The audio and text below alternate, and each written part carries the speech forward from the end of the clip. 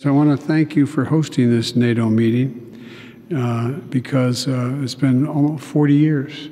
40 years now you've all been members of NATO, and we're all better off for it, all of us. And today NATO is united, and as united and galvanized as I believe it's ever been. And we are ready to face the threats of Russian aggression because, quite frankly, there's no choice.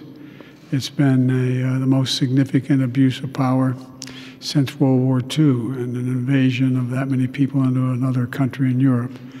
Some people thought that was not likely to happen again, but it did. But we responded. We responded in unison. And when we agreed we were going to respond, we acknowledged there was going to be some cost to our people. They were going to, our imposition of sanctions on Russia. But our people have stood together. They've stood up and they've stood strong. I remember Pat saying something to the effect of, Mark, we need to do something more. They're literally calling for the vice president to be effing hung. And Mark had responded something to the effect of, you heard him, Pat. He thinks Mike deserves it. He doesn't think they're doing anything wrong. To which Pat said something, this is effing crazy. We need to be doing something more. Briefly stepped into Mark's office. And when Mark had said something, said something to the effect of, he doesn't think they're doing anything wrong, knowing what I had heard briefly in the dining room, coupled with Pat discussing the hang Mike Pence chants in the lobby of our office, and then Mark's response, I understood there to be the rioters in the Capitol that were chanting for the vice president to be hung.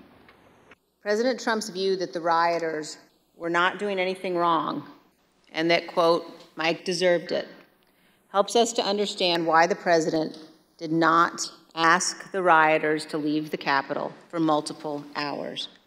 In fact, he put this tweet out at 2:24 p.m. Ms. Hutchinson, do you recall seeing this tweet in which the president said the vice president did not have the courage to do what needed to be done? I do. And Ms. Hutchinson, what was your reaction when you saw this tweet?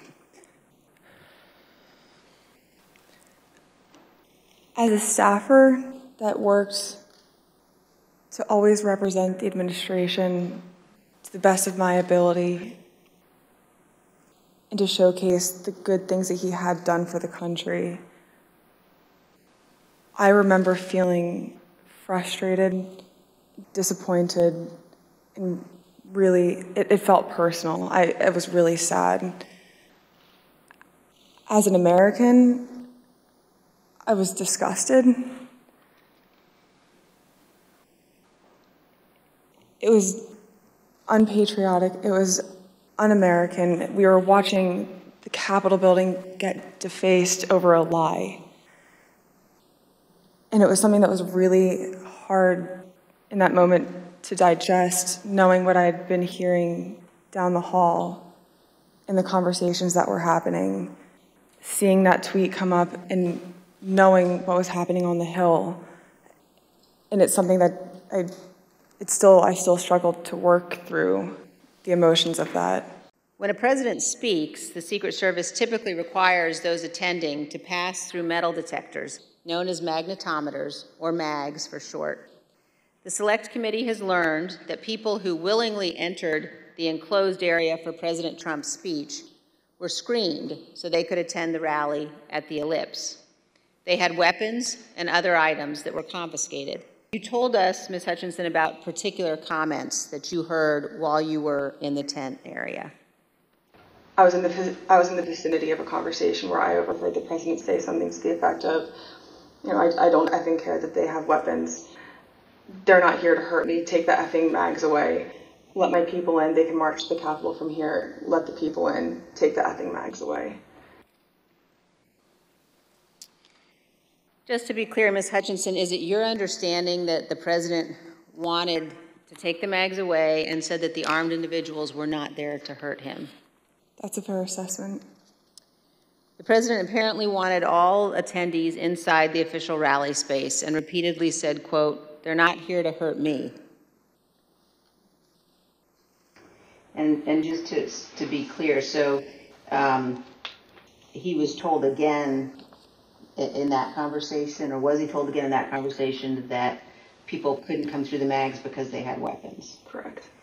And that people, his response was to say they can march to the Capitol from the ellipse. Something to the effect of, take the effing mags away, they're not here to hurt me, let them in, let my people in, they can march to the Capitol after the rally's over, they can march from the ellipse, take the effing mags away, then they can march to the Capitol.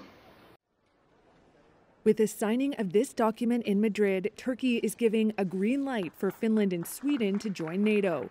The chief of the nuclear-armed alliance, Jens Stoltenberg, heralded the deal, which came just ahead of a NATO summit. And I'm pleased to announce that we now have an agreement that paves the way for Finland and Sweden to join NATO. The move tees up what could be the biggest shift in European security in decades. The two long neutral Nordic countries now want the alliance's protection in light of Russia's invasion of Ukraine, which Moscow calls a special military operation. The agreement prevents a potentially embarrassing impasse and allows NATO leaders to save face as they aim to show resolve against Russia. Turkey's main demands were for the Nordic countries to stop supporting Kurdish militant groups on their territory and to lift their bans on some sales of arms. As NATO allies, Finland and Sweden commit to fully support Turkey against threats to its national security. This includes further amending their domestic legislation, cracking down on PKK activities, and entering into an agreement with Turkey on extradition. Finnish President Sauli Niinistö described accession as imminent. That was very necessary agreement. Even though we had to compromise, I would say that we will follow also from now on Finnish legislation. We do not have any need to make changes because of this agreement. UK Prime Minister Boris Johnson touted the development as fantastic news. Earlier, US President Joe Biden had said it was crucial to have a united NATO. And today NATO is united, and as united and galvanized as I believe it's ever been. And we are ready to face the threats of Russian aggression because, quite frankly, there's no choice. Still, it's not a done deal for Sweden and Finland just yet. NATO's chief said the alliance's leaders would officially invite the countries to join soon, but the member country parliaments also need to ratify the decision, and that could take up to a year. Two Mexican nationals were charged on Tuesday in connection with the tragic deaths of dozens of migrants found in a truck in Texas on Monday. The deadly human smuggling attempt killed over 50 people as they were trapped inside a sweltering tractor-trailer truck in San Antonio, Texas. The two defendants who were arrested following Monday's incident were charged with possessing firearms while in the United States illegally, according to court documents and US authorities. The migrants were found on the outskirts of the Texas city on Monday, where temperatures swelled to a high of 103 Fahrenheit. A San Antonio Fire Department official described stacks of bodies and said there were no signs of water and no visible working air conditioning inside the truck.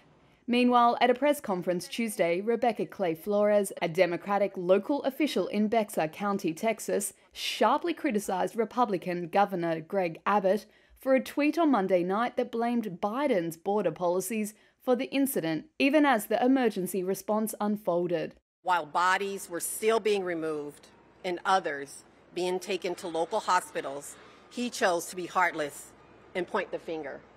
Shame on our governor. The deaths once again highlight the challenge of controlling migrant crossings at the US-Mexico border, which have reached record highs. The issue has been difficult for US President Joe Biden, a Democrat who came into office in January 2021, pledging to reserve some of the hardline immigration policies of his Republican predecessor, Donald Trump. Republicans have criticized Biden's border strategy ahead of the midterm congressional elections in November. Mexican President Andrés Manuel López Obrador on Tuesday said he will meet with US President Joe Biden in Washington on July 12th. He said migration will be a central issue in their discussions.